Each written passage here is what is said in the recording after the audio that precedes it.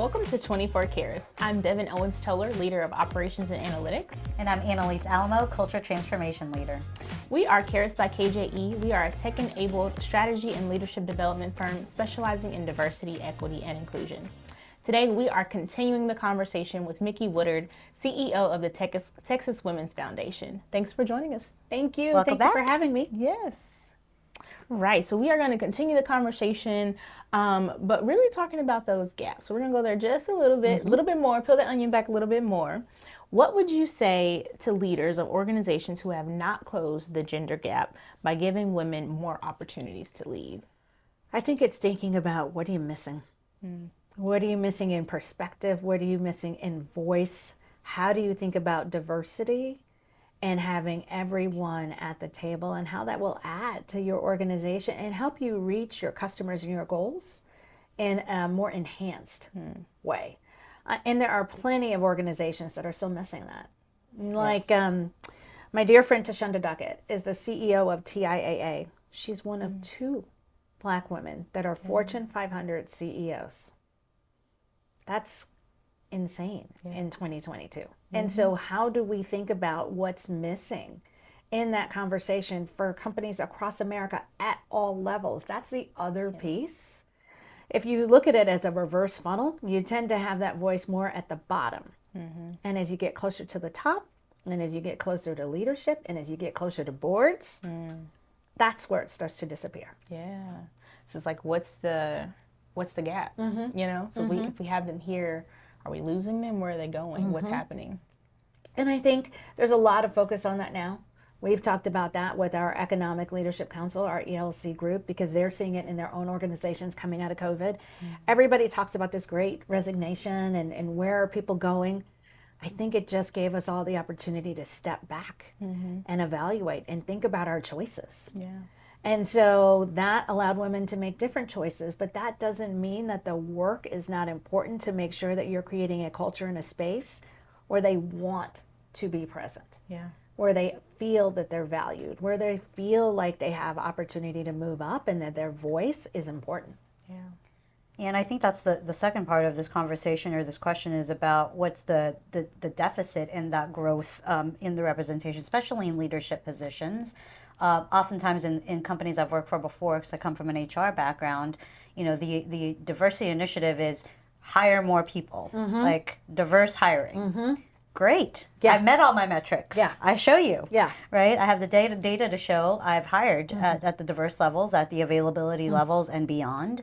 It's at that 5 to 7 year mark, you start seeing, when you look at who's progressing, the succession plans, et cetera, that you don't see the movement, and then we start losing. Like attrition starts, you know, there's a correlation between not seeing the growth and then attrition falling off. So how would you say companies should really tackle that piece? Because it's not just about bringing them in. That's exactly We can bring it. them in, Yeah. right? Yeah. It's how to sustain, develop, advocate for them, and give them the resources. That's exactly it. And really thinking about, what are you doing to prepare the space? It's not just having them in the room, but then how are you saying, you're in the room for a reason? Yeah.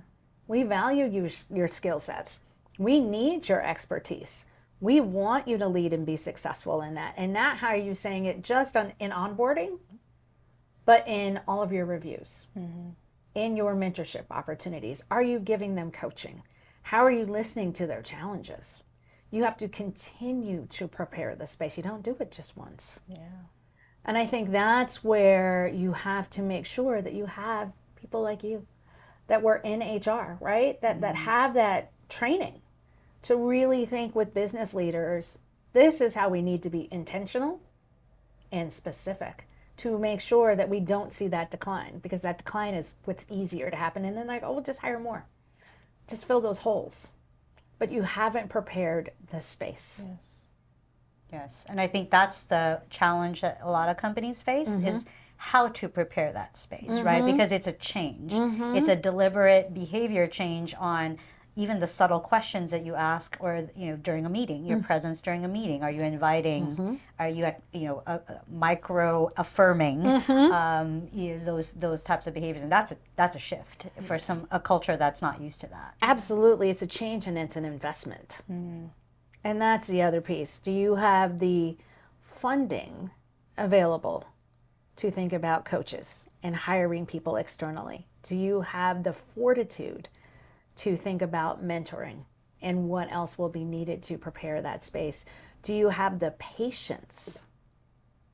Yes. This is not quick. Yes. Change is hard, change is messy, change is gray. But you have to, once you started that, be committed to see it all the way through. All of those things, I think, are key and critical. Yeah. Yeah. I think the patience piece is a big part of it, because obviously when you have business goals to achieve, you're like, I don't have time to invest in all that, right? Like, how long is it going to take? Yes. I'm going to go with what I know, right? And so that's the challenge too, I'm is go the with risk. who I know. Yes. Yes. What's more comfortable for me. Yes. Yes. The other thing is you have to stick to your standard. You can't have exceptions. Back to the who you know. So you can't say, I'm going to do 90% of this. But for this role, just this one time, I'm just going to go ahead really quick and get this person in because I know what they can do. Once you start making those exceptions, then you've sabotaged yourself. Yeah. Yeah. Wow, that's fire. Yes. Like, drop the mic. So I really love your focus on generational diversity in young girls. I myself am super passionate about Black girls in particular, and just our experiences, our life trajectory, just from my own experiences, familial, come from a very matriarchal family. So you're also advocating for young girls. So what are the key issues impacting young girls today? So in Texas, where we have 14 million women, on average, most of them are young millennials. Wow. Right? And so as you're looking again at their path forward, there's things that we can advocate for that are very specific, and then there's something to me being in the chair. Some of that is just example. See us and know that you can be us. And know that we're going to reach back and do everything that we can. So for us, we have a Young Women's Institute. So we've got a program for everybody. So we've got young women in Dallas and in Houston. And here's what I love about our programs for young women. We give them 9 months. We give them support. We give them tutoring and all these different sources of support and guidance. But then we say, tell us your issue. We're not going to create it for you. And coming out of that, last year they were like mental health. And last year they were like voting rights. And this is what I see as the gaps in my community. Don't create the solutions for me. Yes. Work with me because I've got the ideas, and believe in that. And that is where I think we change not just a generation behind us, but hopefully they're able to change the generation behind them like you. I come from a very a family with a legacy, right? In a history. My great-great-great-great-grandmother graduated from Hampton Institute at the time in 1890. Wow. 1890. Wow. But think her decisions, her choices, her struggle, I'm here. And that's what we're trying to do, is see far down the path, not just the next generation. But it is working with the women that, like we're doing through our Young Women's Institute and other initiatives that we have. Yeah, really investing in changing the way we grow up and the way we, we grew up one way, we were instilled or told or taught certain things, and kind of undoing and the unlearning of some of that to empower them at an even younger age to be able to, hopefully they don't have to jump the hurdles. Hopefully the hurdles aren't there anymore, but if they are to jump those a little bit faster. And say, we'll listen to you. Yes. We'll listen to you. So tell us what you want us to help you focus on. Yes. And what I also love about our Women's Foundation is we work in concert with women's funds and foundations across the country. So a lot of us are doing this work with young women, and a lot of us are sharing our learnings. Because it isn't just young women here or women here. It's going to take all of us everywhere to push back. Yes. I love what you said about the longevity. I mean, my motto or hashtag in life is find your purpose, leave a legacy. And yeah, you steal that? It's all right. But that's been kind of my mantra or my motto in life. And I think, I've got teenage girls and one's in college and things like that, but, thinking about, sometimes it's short-term thinking for them, right? Like, what can I get now? And it's instant gratification, right? I can Google something, I get a text, I can get answers fairly quickly. So it's instilling that what you do now is also going to impact future generations, and kind of seeing that longevity and the impact of that's what legacy they're going to leave behind. So Exactly. I appreciate that about the investment in the young girls today, and mental health is a number one thing right now. Yeah, and for them to be able to vocalize that, a few years ago you probably didn't, you just struggled. Yes.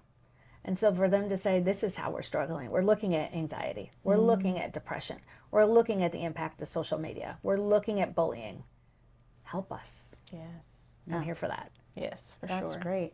And as we talk about, as our young girls enter into the workforce, and that access starts there, right? As they enter in the workforce, in all the work that you're doing in research and education, healthcare, mental health, childcare, housing, to name a few, how does this holistic approach help us to prepare more women and girls for better opportunities in the future? Well, just take housing. How are we making sure that there's somewhere that they can afford, somewhere safe that they can afford, somewhere safe with transportation that they can afford? It's all of these levels and layers, and being really specific about that. And here in Dallas, that's challenging. If you're trying to work here in Plano, then how are you getting from South Dallas out here? What does that opportunity really look like for you? Or what does it not? And so for us, it's really all of those areas we think really ladder up to, is there access? Is there not? And for who? And being really intentional about those conversations and who we bring in. So we have 41 amazing women on our board. They help me with all of this. Nice. That's great. That's a lot of layers to think Yes, about. it is.